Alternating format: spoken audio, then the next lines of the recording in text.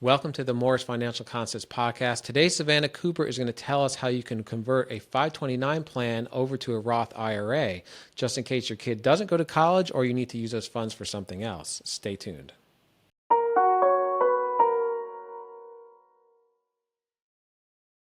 Savannah, can you tell us what a 529 plan is and what its primary purpose is? Yeah, so 529 plans, often called education savings plans, they're excuse me, they are administered by each state. So each state offers their own 529 plan. That's I guess kind of the first question we get is, does it matter what state to open a 529 plan? And you only get the state tax benefits for the state that you are resident in. So you can still use, a South Carolina 529 can be used at a school in Boston. It can be used at a school anywhere in the U.S., but you don't get the state tax deduction unless you are a South Carolina resident for contributions. So kind of a sidebar there, but 529 plans are education plans. They're used for college education funding. They also, more recently, can be used up to $10,000 a year for private K through 12 tuition. So they have a lot of benefits. I think we've seen legislation in more recent years trying to expand the use of these 529s and really encourage using them for education plans. So they can Has be that been used. the major changes recently? Are those allowing to be used for education Yeah, plans? the K through 12 edition was recent, maybe in the last, I don't know, 5 to 10 years.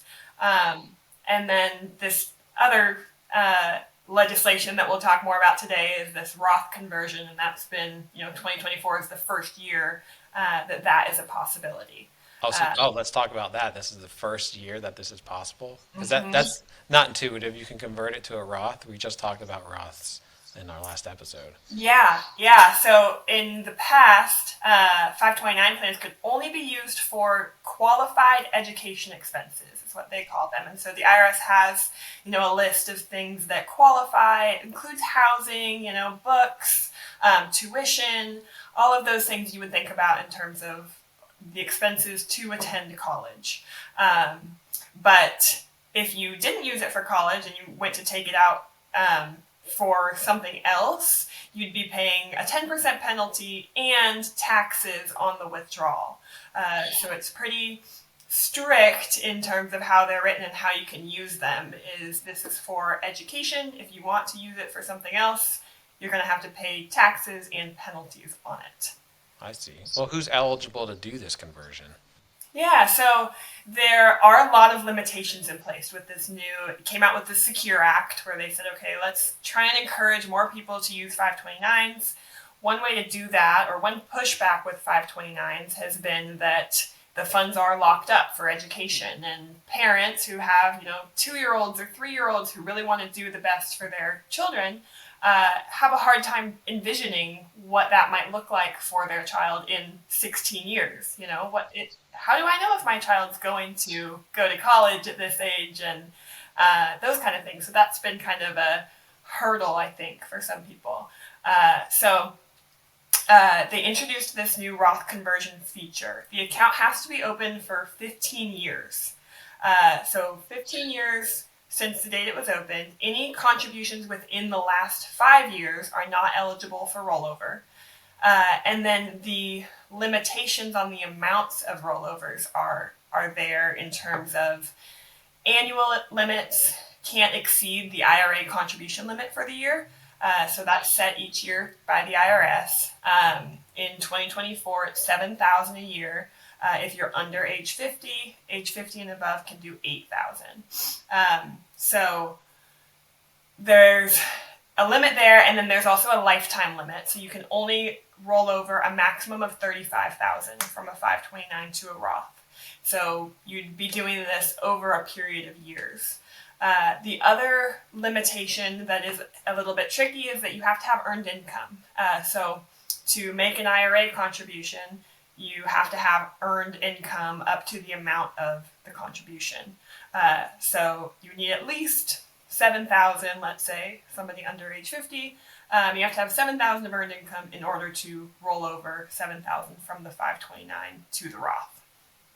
Earned income is literally income from a job, or what is earned income? Yeah, just income from a job. It can be self-employment income, it can be W-2 income, but it has to be employment-related income.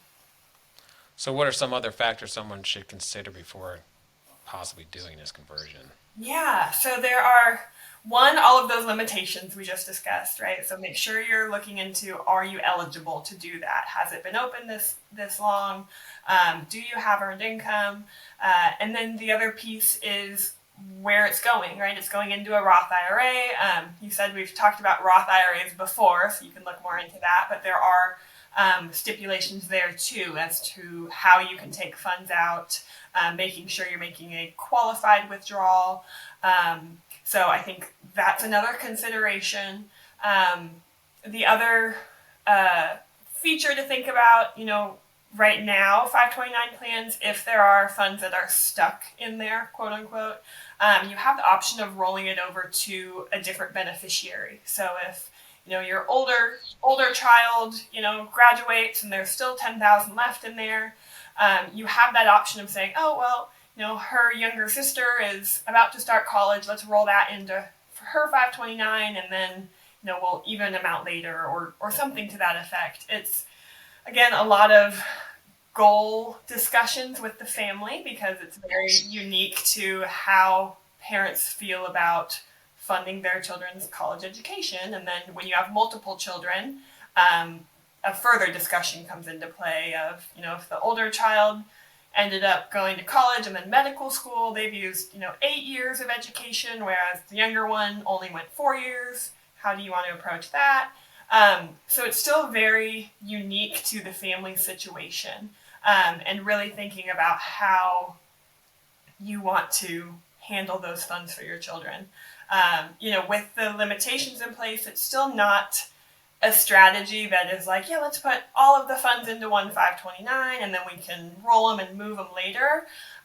It still needs to be a little more strategic and thought out, especially with that cap limit of 35,000. You still want to be cautious of not overfunding those 529s, but it does provide some wiggle room and some flexibility in looking at making those contributions.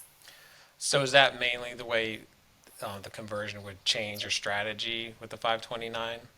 Yeah, yeah. So there's that cap limit. I think thinking about it as financial planners, we're still going to approach it pretty similarly to how we always have, and is talking through the goals with the parents and, how much of college education do you want to fund? Is that 100% no matter what? Is it, up to a certain limit? And then we work from there using growth rate assumptions, inflation on college costs, to determine, the monthly saving number, or maybe it's quarterly, maybe it's annual. But we work with the client to figure out how much to put in there. And we've always been pretty cautious of not overfunding those accounts, right? Towards the end even, we'll sometimes pause those contributions because they can use it as a flow through in those last years of college. So you can put the funds into the 529. In South Carolina, they generally have to be there for about 2 weeks.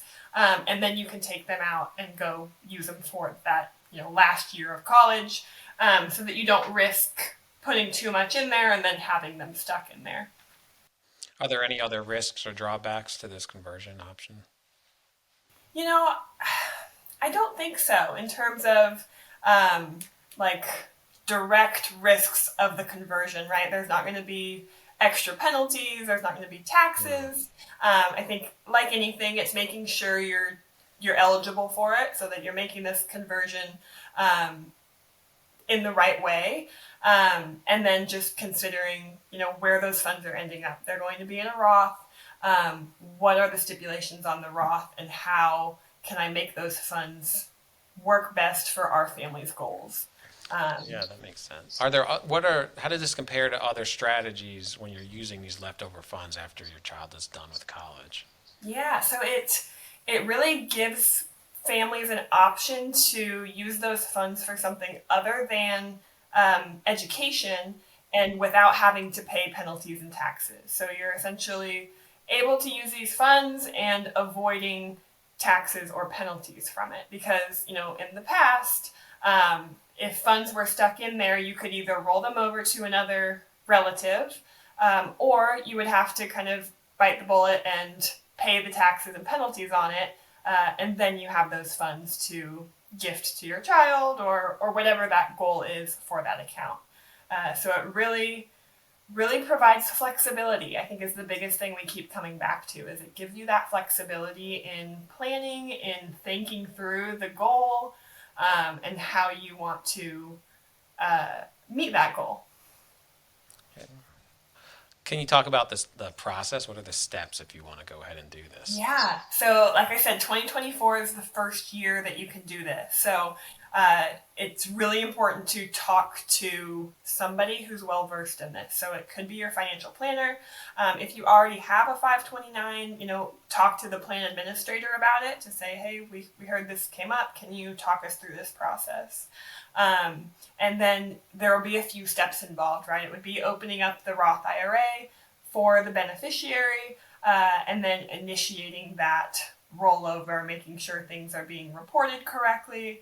And then because, come tax time next year, there will be tax documents that you'll receive, and you'll have to work with your tax preparer to make sure you say, hey, we got this withdrawal from the 529, but it was a rollover into the Roth IRA.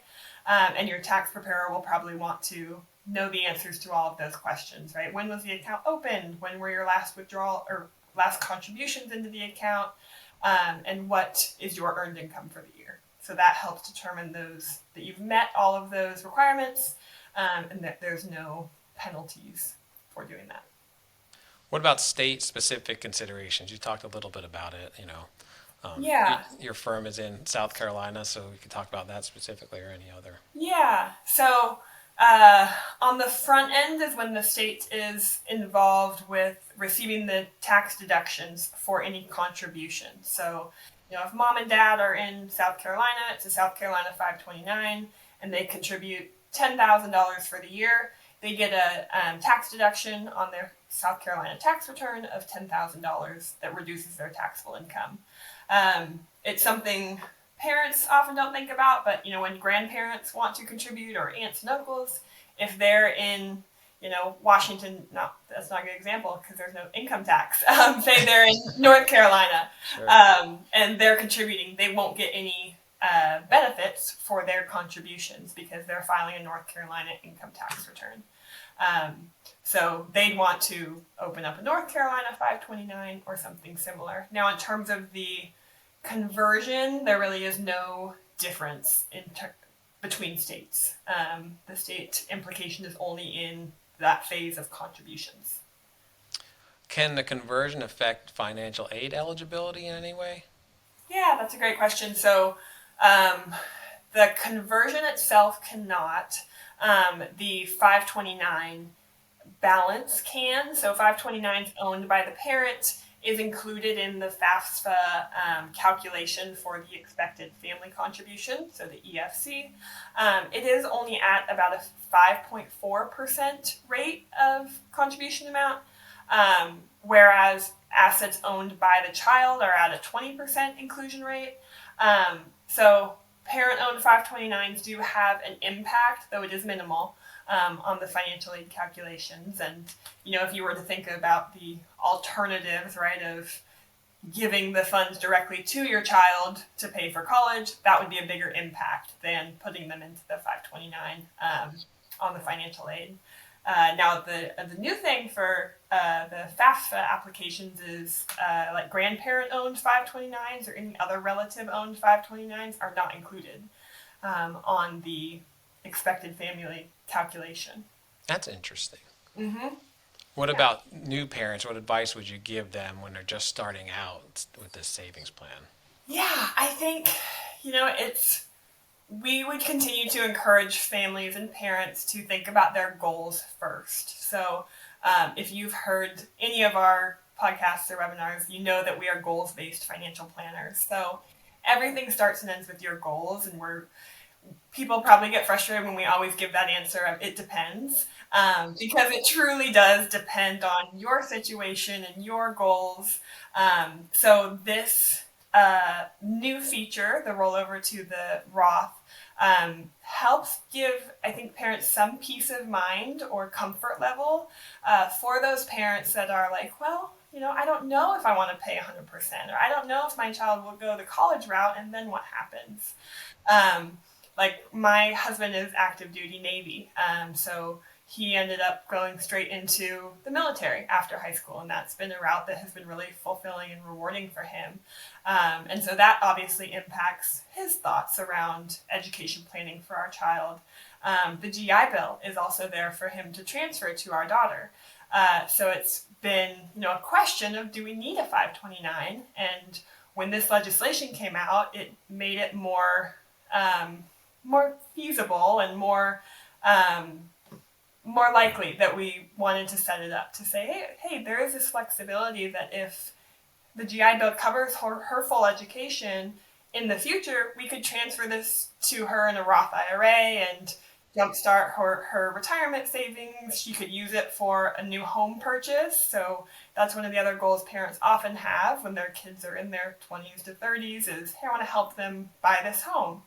And that could be a feature of this new legislation is that 529. She used something else for education, or maybe college wasn't in her path. Then you could roll it to this Roth and say, hey, we've been saving this for you and it's now available for a new home purchase.